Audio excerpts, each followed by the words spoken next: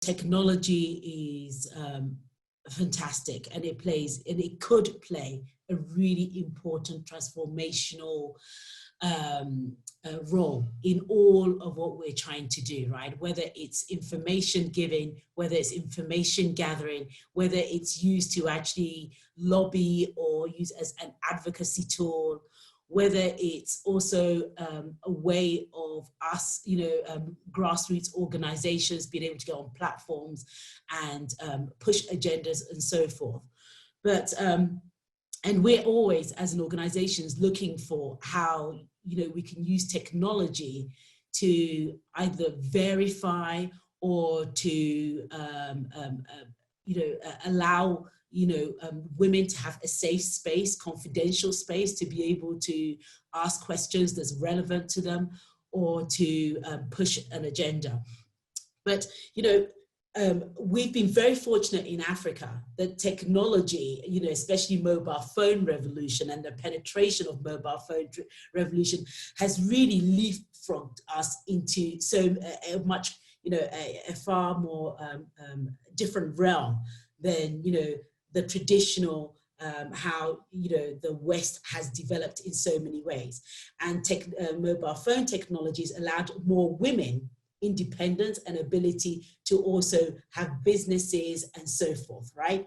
And be able to get information and educate themselves. So all of those things are wonderful.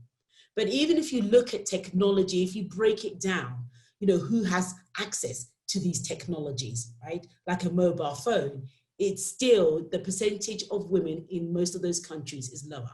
And if we're going into rural, urban divide, even more so. And young girls, adolescents, it's even more so that there is a huge divide there.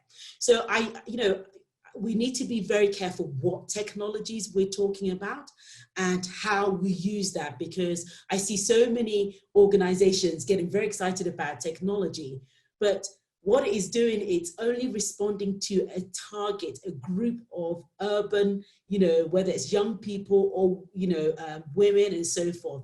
And, we're leaving a whole other group, the rural and the most probably vulnerable, behind, because we're not thinking of technologies that will address their needs and their challenges.